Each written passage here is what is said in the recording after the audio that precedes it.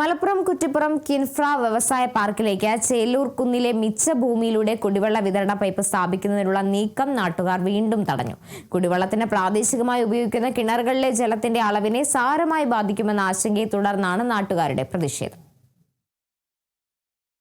ദേശീയപാത 66 സമീപത്തുള്ള ഏരിയൽ ചോല കായൽപ്പാടത്തെ വലിയ കിണറിൽ നിന്ന് വെള്ളം കിൻഫ്രയിലേക്ക് എത്തിക്കാനാണ് പൈപ്പുകൾ സ്ഥാപിക്കുന്നത്.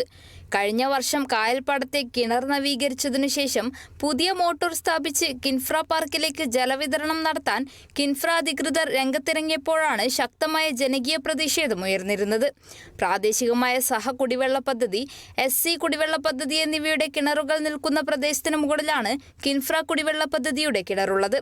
ഈ കിണർ ആഴം കൂട്ടിയാലും അവിടെ നിന്ന് ജലവിതരണം തുടങ്ങിയാലും നിലവിലുള്ള 2 പദ്ധതികളുടെയും കിണറുകളിലെ ജലത്തിന്റെ അളവിനെ സാരമായി ബാധിക്കുമെന്ന ആശങ്കയെ തുടർന്നാണ് നാട്ടുകാർ പ്രതിഷേധമുയർത്തുന്നത്.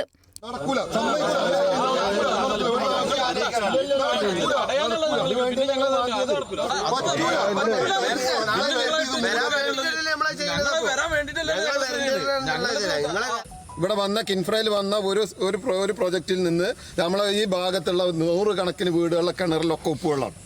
അതിനെപ്പറ്റി നിങ്ങൾക്ക് എന്തെങ്കിലും പറയാനുണ്ടോ? അങ്ങനെ രണ്ടാൾക്ക് അഭിപ്രായം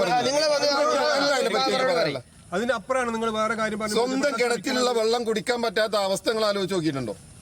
ഇഷ്ടം പോലെ വെള്ളം കുടിക്കാൻ, ഒരു തുള്ളി കുടിക്കാൻ പറ്റൂല. കുടിക്കണേ പുറത്തുനിന്ന് കൊണ്ടുവന്നിട്ടോ ഈ കിൻഫ്രന്നുണ്ടായതാണത്. അതിപ്പോ ഇവിടെ മൊത്തത്തിൽ പരന്ന് വരികയാണ്. ഒരുപാട് വീടുകൾ അങ്ങോട്ടും ആയിപ്പോയി. എന്നിട്ട് പിന്നെ എന്ത് വികസനം? ഉപ്പിന്റെ അംശം നിങ്ങൾ അടിക്കാൻ പോണ വെള്ളത്തിൽ ഉപ്പിന്റെ അംശം ഉണ്ടാവും. അവിടേക്കൊക്കെ എത്തി. അപ്പൊ നിങ്ങൾ ഞങ്ങളെ